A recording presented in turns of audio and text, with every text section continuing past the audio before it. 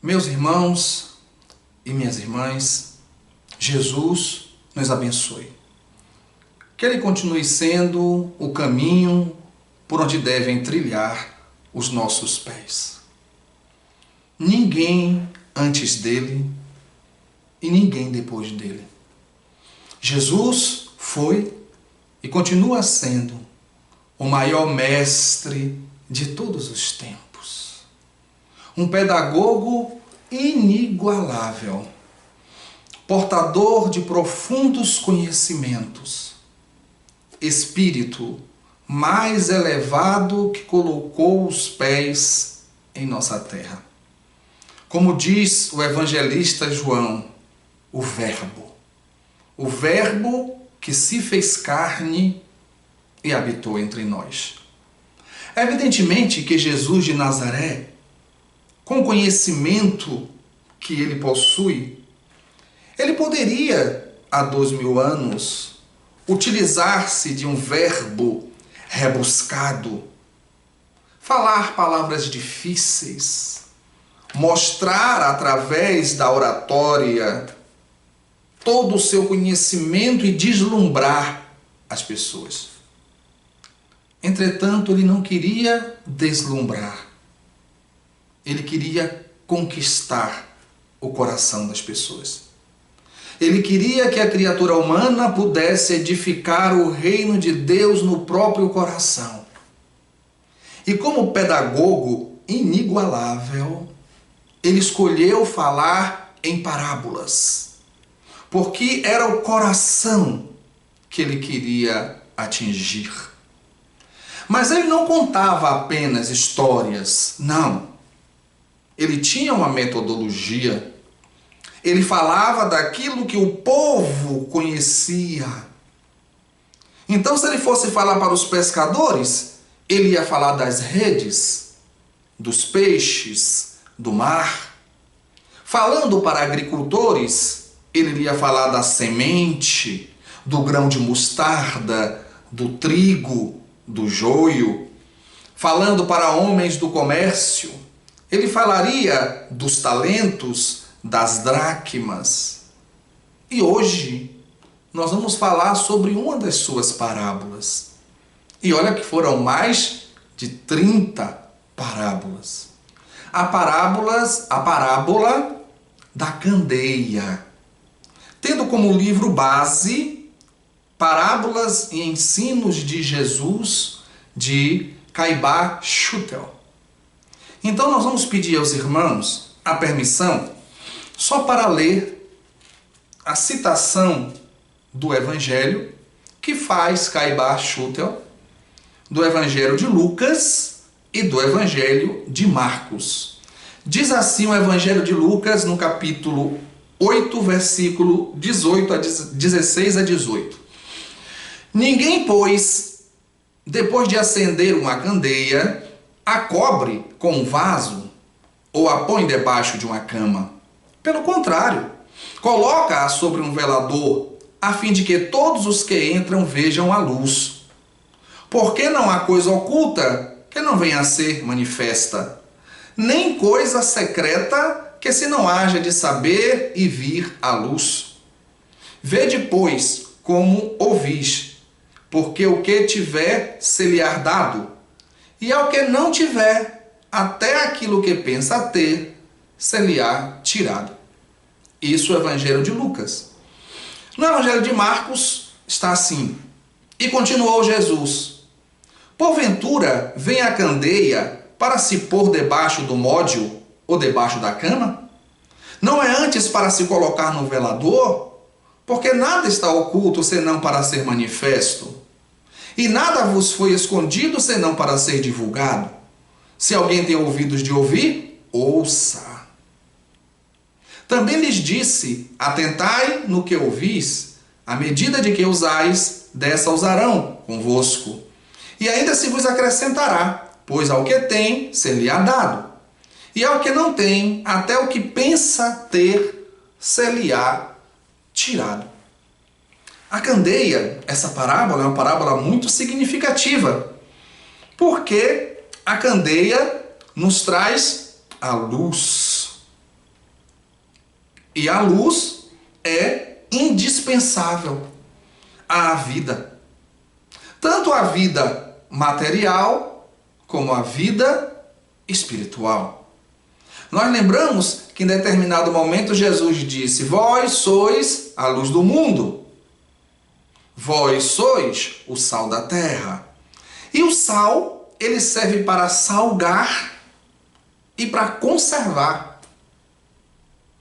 Muitas coisas, muito material orgânico com sal fica conservado.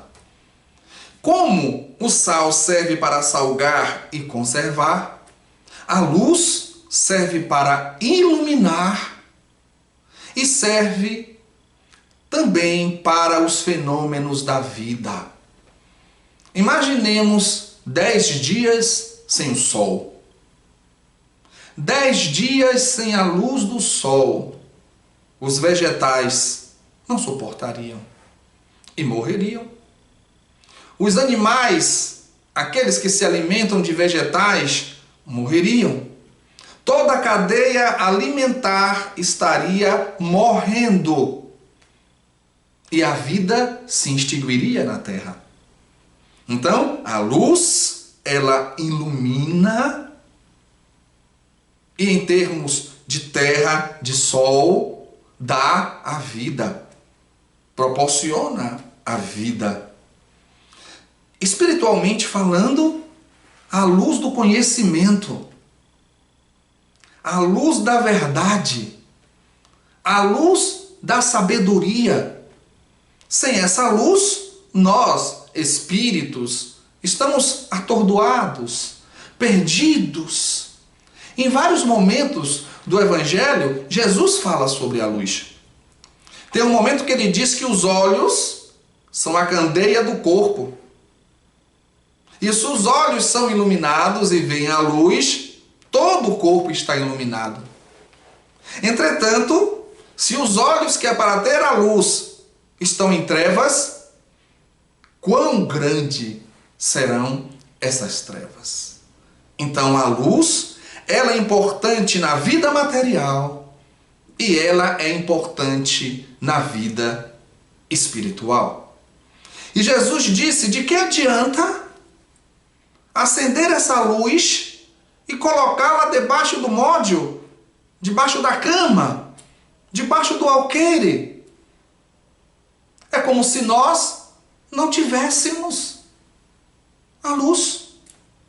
Porque se você tem a luz e esconde, você não ilumina. E se a luz perde a sua finalidade, de que adianta estar em nossas mãos? Por isso que ele disse que aquele que tem, terá mais. Se você ilumina, se você usa a sua luz para iluminar, você terá mais luz ainda. Mas aquele que não tem, ou seja, aquele que pega a luz e esconde, até essa luz que ele pensa em ter, ele perderá. Não tem um ditado que diz assim: o primeiro que acende a luz é o primeiro a se iluminar?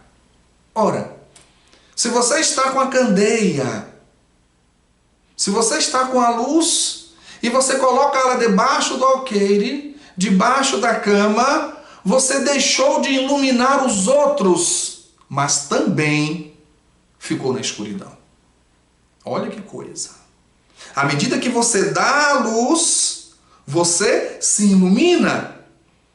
À medida que você esconde essa luz, você proporciona ao outro escuridão e você mesmo penetra na escuridão. Esconder a candeia debaixo da cama, debaixo do alqueire, como Jesus fala, ou do módio, como ele diz, levando para o ponto de vista espiritual, intelectual, é como você ter o conhecimento e monopolizá-lo. Você ter o conhecimento e esconder esse conhecimento. Por exemplo, agora nós estamos vivendo a pandemia do Covid-19, do coronavírus. Pesquisadores do mundo inteiro estão debruçados dia, noite, madrugada, tentando encontrar a vacina ou a medicação que cure, que evite que as pessoas entrem em insuficiência respiratória e morram. Já pensou se um deles encontra essa cura e guarda? Eles pegam a cura no laboratório e pegam toda essa pesquisa e jogam debaixo da cama. De que vai adiantar? Ela tem que ser divulgada. É o que Jesus disse, coloca no velador. Coloca num lugar alto para que essa luz ilumine a todos. Ela que tem que ser divulgada. O mesmo pensamento em relação a essa candeia espiritual. As revelações. E aí eu penso uma coisa que é interessante e que às vezes as pessoas não atentam. Quando companheiros espíritas não levam os seus filhos para a evangelização na casa espírita. Isso é incoerência. E dizem assim, quando eles crescerem, eles vão decidir se eles vão ser espírita ou não. Isso é um absurdo. Se você conhece uma verdade, se você conhece um caminho, se lhe apresentam Jesus como nunca antes, como você não vai apresentar os seus filhos? Então deveria se fazer a mesma coisa com o estudo oficial das escolas. Deixa o menino crescer. Deixa a menina crescer, depois que ela tiver adulta, ela vai escolher se vai estudar ou não.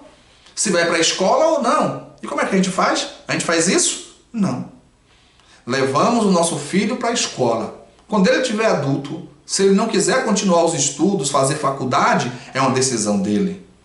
A mesma coisa em relação ao espiritismo. Levo meu filho, levo minha filha para a evangelização, para a juventude espírita. Depois que se tornarem adultos, se eles não desejarem seguir a doutrina, eles vão seguir o caminho que quiserem. Isso é colocar a candeia no velador, para que todos possam ver. Jesus continua dizendo que nada fica escondido. Nada há escondido que não venha a ser revelado. Isso quer dizer que a luz é impossível se conter a luz. Mais cedo ou mais tarde, ela brilha. A verdade, ela brilha. A luz da verdade aparece. E aí eu lembro de uma história muito interessante, que diz assim: a mentira é como uma pedra, a verdade é como isopor. O homem pega a mentira, envolve a verdade com a mentira, amarra e joga no mar da vida. Como a pedra, que é a mentira, é pesada, ela leva a verdade lá para o fundo. Mas com o passar do tempo, com o caminhar das ondas, com o movimento do mar, que significa o movimento da própria vida, essa corda vai sendo rompida e apodrecendo. E depois se rompe. A pedra, que é pesada, fica lá embaixo. E o isopor, que é leve, a verdade, sobe e boia. E todo mundo vê. A verdade, todo mundo vê. Jesus diz para colocar a luz no velador. E a qualidade dessa luz depende do combustível.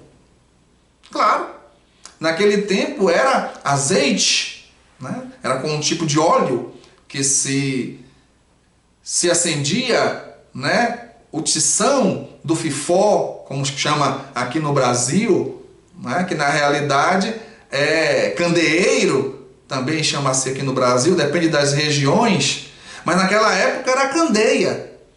Então, a qualidade do combustível vai dizer da potência da luz, da força da luz.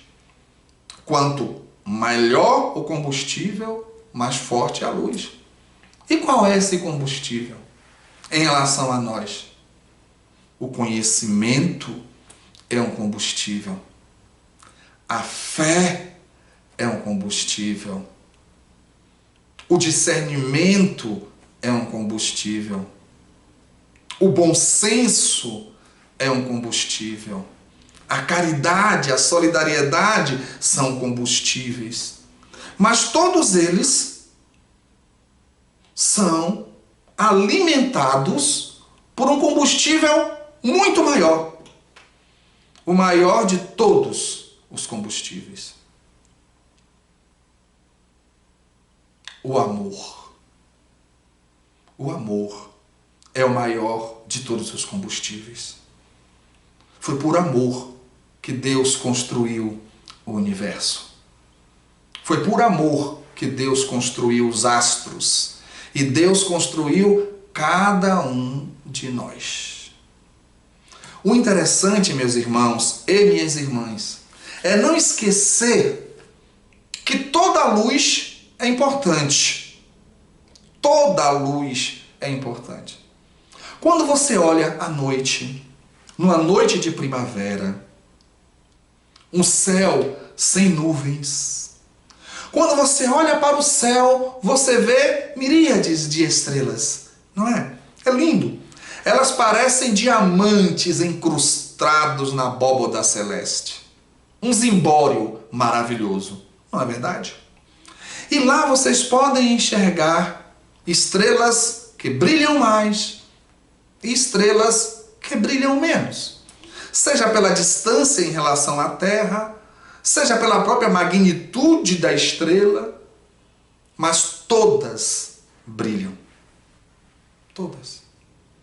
E a estrela que brilha mais, não brilha mais porque tenha apagado uma outra estrela. Não. E a estrela que brilha menos, mesmo tendo perto uma estrela que brilha mais, não deixa de brilhar por isso. Todos nós somos estrelas, com brilhos diferentes, mas todos caminhando para um brilho maior. À medida em que nós trabalharmos o combustível dessa candeia, à medida que nós amarmos mais, essa candeia brilhará mais, essa luz brilhará mais. E aí vem Jesus e traz uma outra máxima muito interessante. Ele diz assim: que brilhe a vossa luz diante dos homens, para que os homens, vendo as suas boas obras, glorifiquem o Pai que está nos céus. Olha que coisa interessante. Jesus às vezes diz coisas que parecem um paradoxo, né? Lembra quando ele diz assim: eu não vim trazer a paz, eu vim trazer a espada. Eu vim fazer a filha ficar contra a sua mãe, o filho ficar contra o seu pai, e o homem terá em casa os seus inimigos. Mas depois ele diz: eu vos dou a minha paz eu vos deixo. Eu não dou a paz do mundo porque o mundo dá, mas depois toma. Eu, porém, vos dou a minha paz. Parece paradoxo, mas quando a gente vai estudar profundamente, nós percebemos a imensa sabedoria. É a mesma coisa nesse trecho. Quando ele diz assim: que brilhe a vossa luz diante dos homens, para que os homens, em vendo as suas boas obras, glorifiquem o Pai que está nos céus. Mas em outro momento ele diz, ele não fala para a gente assim: não faça suas obras para serem vistos pelos homens. Faça com a mão direita sem que a outra veja. Ele não diz isso? Não parece um contrassenso? Em um momento ele diz, não faça as suas obras na frente dos homens, e depois ele diz, para que os homens vendo as suas boas obras. Não é? Ele está falando em relação à intenção. Porque para a gente, na nossa cegueira, eu mesmo sou míope 2 vezes. Eu sou míope dos olhos do corpo e sou míope dos olhos da alma. A gente não consegue enxergar. Ele falou da intenção. Fazer as obras. Se você faz as obras com a intenção de ser visto pelos homens, você já teve sua recompensa. Mas se você faz as suas obras para o bem, e os homens observam essas obras, para eles serve de exemplo. E é interessante quando Jesus conclui a frase. Presta atenção à frase. Que brilhe a vossa luz, para que os homens, em vendo as vossas boas obras, glorifiquem o Pai que está nos céus. É o Pai que tem que ser glorificado, não a gente. Olha que coisa interessante. É o Pai que deve ser glorificado e não a gente. Se a gente faz as boas obras para ter a glória, já ganhamos a recompensa do mundo, que é a própria glória. Mas, se nós fazemos o bem para que o Pai seja glorificado, a nossa glória está com o Pai. Observe ainda nessa mesma frase que Jesus diz: brilhe a vossa luz para que os homens possam ver as vossas boas obras. Ou seja, a nossa luz se expressa nas obras. A nossa luz se expressa no que fazemos. E quando nós falamos obras, não é apenas a cesta básica, o cobertor. Não, é tudo que nós fazemos. Seja materialmente dando, ou dando consolo, dando a palavra, dando a escuta, dando o carinho, a orientação, o discernimento. Então, a nossa luz, ela deve se expressar nas obras que devemos fazer, realizar diante dos homens.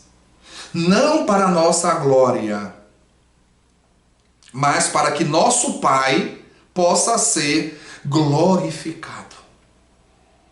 E aí, quando ele fala do convite de fazer brilhar a luz, é semelhante ao convite que ele pede para semear. O semeador saiu a semear. A candeia dá a luz. O sal dá o gosto. É sempre um movimento de doação. Doação o tempo inteiro. Distribuir o conhecimento. Quanto conhecimento nós temos e guardamos? Quanto? Temos que vencer a timidez, vencer o medo, para dar ao outro aquilo de bom que nós temos. Quanta bondade! Voltamos ao caso que nós estamos vivendo agora do coronavírus. Quantas pessoas estão aí servindo, ajudando, amparando as pessoas? Quantas e quantas e quantas? É o amor que está lá dentro. Todo ser humano é bom, porque todo ser humano é divino. Deus não cria nada ruim. Muitas vezes nós precisamos de estímulo. E no nosso nível moral, no nosso nível intelectual, no nosso nível de sensibilidade, a dor ainda é uma excelente professora. porque ela nos instiga, ela nos impulsiona.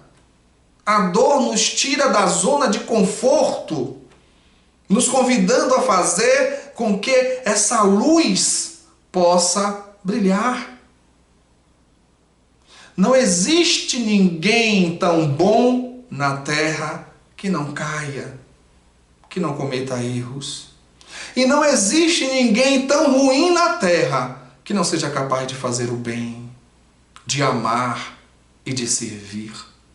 Vamos fazer a nossa luz brilhar, distribuindo conhecimento, distribuindo bondade, distribuindo espiritualidade e propagar isso. Peguemos o exemplo de uma vela.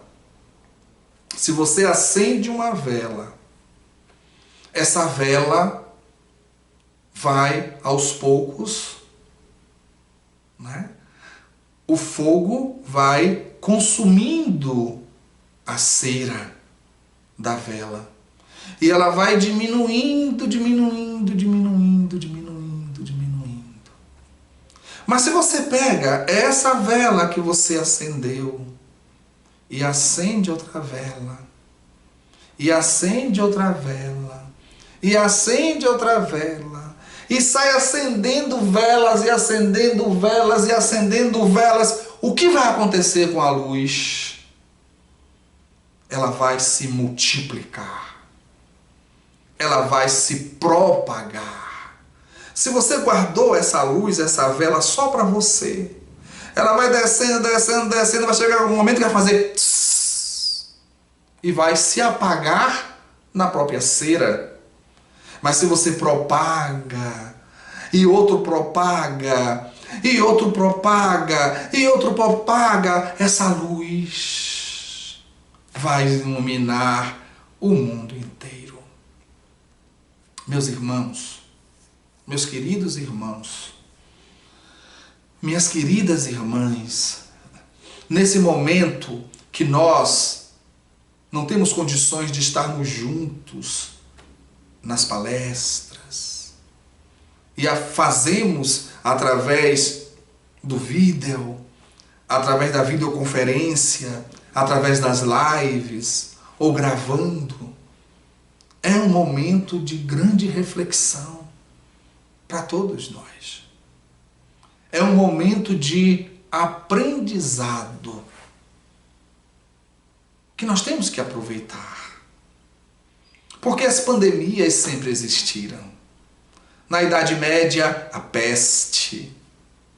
No século XX, 1918, 1920, a gripe espanhola, que matou mais de 50 milhões de pessoas no mundo. Década de 80, no seu finalzinho, a AIDS, que chegou terrível. Ebola, H1N1, todas essas epidemias, muitas se transformaram em pandemias, surgiram e foram embora. Mas deixaram aprendizado. A dor faz com que a gente cresça. E a lei de destruição, como nos ensina o livro dos Espíritos, é necessária para o progresso, porque a destruição é aparente. A destruição é material, na realidade não há destruição, há transformação. O espírito é imortal. Lembremos da Segunda Grande Guerra, que depois surgiu a Declaração Universal dos Direitos Humanos, depois surgiu o Japão como potência, evolução nas cirurgias, evolução nos transplantes, evolução nas ciências.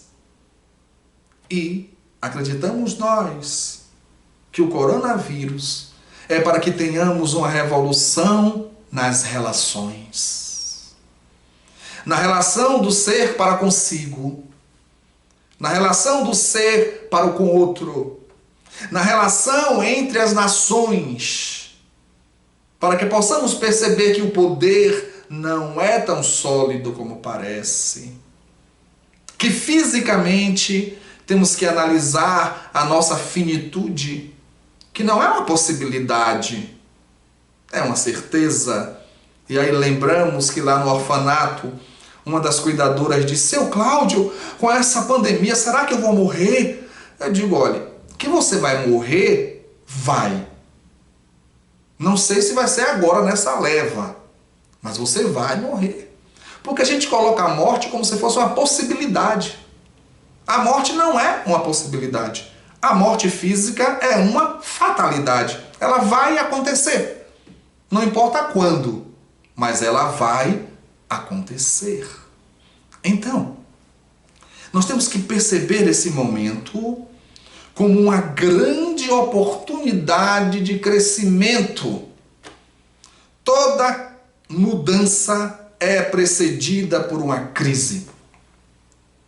Toda crise traz desconforto, traz turbulência, porque toda crise nos tira da zona de conforto e nos convida para uma mudança de postura. O vírus não respeitou as fronteiras entre as nações. As fronteiras são só materiais. O vírus não respeitou os muros, os ricos ou pobres, negros ou brancos. Não. Ele veio democraticamente. Como a morte, ela é democrática. Então, toda vez que nós refletimos sobre a morte, na realidade é uma reflexão sobre a vida, sobre a nossa existência. Vamos refletir nisso. E Jesus, de uma maneira tão linda, no Sermão da Montanha, ele diz: vós sois a luz do mundo.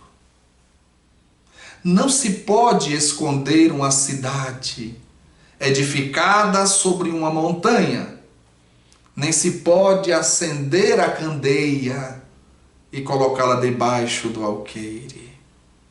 Faça, pois, brilhar a vossa luz, para que todos possam ver a sua luz e, em vendo as suas boas obras, possam glorificar o Pai que está nos céus. Então, meu irmão, você que está me ouvindo, minha irmã, você que está me ouvindo, qual é a sua candeia? Qual é a sua luz? Você pensa que não tinha? Mas você tem. Você é filho de Deus. Você é filha de Deus. O nosso Pai é o ser maior do universo. E em termos espirituais, nós somos sua imagem e semelhança. Consequentemente, nós somos luz e somos amor. Qual é a sua luz? Onde ela está? Será que ela está embaixo do alqueire? Embaixo da cama? Faça brilhar a vossa luz, mas não com a intenção de aparecer. Não com a intenção de aparecer. Muitas vezes você vê um refletor ligado, você vê a luz dele, mas você não vê o refletor, o design dele, muitas vezes você não vê, porque você só vê a luz. Às vezes você vê a luz e não sabe nem de onde ela está vindo, mas você vê a luz. Então você tem luz, meu irmão. Você tem luz, minha irmã. Vamos sair da postura de coitadinhos. Não é isso que Jesus quer. Vamos sair da postura da falsa humildade, da falsa modéstia.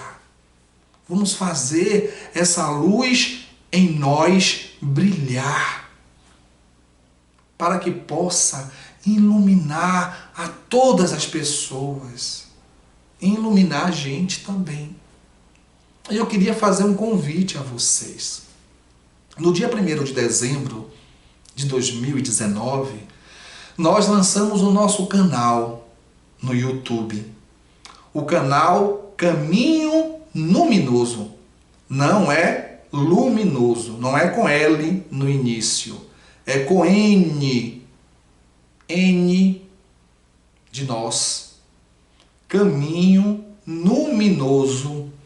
Nesse canal, dia de quarta-feira, nós colocamos vídeos sobre estudando o Espiritismo. Temas diversos. A gente coloca temas de reencarnação, mediunidade, obsessão, depressão. E dia de sábado, nós colocamos temas sobre encontro com Jesus. Só da vida de Jesus. As profecias, o nascimento, a infância, onde ele viveu dos 13 aos 30, as suas parábolas, os seus ensinos, os seus fenômenos, os seus discípulos, as mulheres que acompanharam ele. Entre lá no nosso canal, se inscreva. Como foi no dia 1º de dezembro do ano passado, que nós iniciamos, 2019, vá na playlist. Nós temos mais de 30 vídeos, tanto de quarta-feira estudando o Espiritismo, como do sábado, o encontro com Jesus. Essa também é uma forma de fazer brilhar a nossa luz. E a nossa luz brilha mais ainda quando nós amamos. O amor é o combustível dessa luz. Que a gente possa amar cada vez mais. Entendendo que o amor é a doação sem espera de recompensa. A alegria de amar já é, para aquele que ama, o suficiente. Não precisa que o outro devolva mais nada. Só em ter a possibilidade de amar já é a recompensa do próprio amor. Que nós possamos colocar esse combustível em nossa candeia. Que nós possamos amar e servir. Nos dedicar cada vez mais ao autoconhecimento, à nossa reforma íntima, à edificação do reino de Deus em nossos corações. E fazer aquilo que Jesus disse: brilhe a vossa luz, para que os homens, em vendo vossas boas obras, possam glorificar o Pai que está nos céus.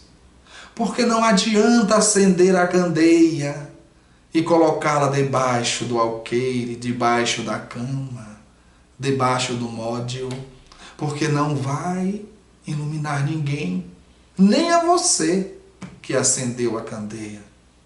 A candeia deve ser acesa por nós, ser colocada no velador e brilhar, brilhar, brilhar sempre. Que Jesus nos abençoe e esteja conosco sempre.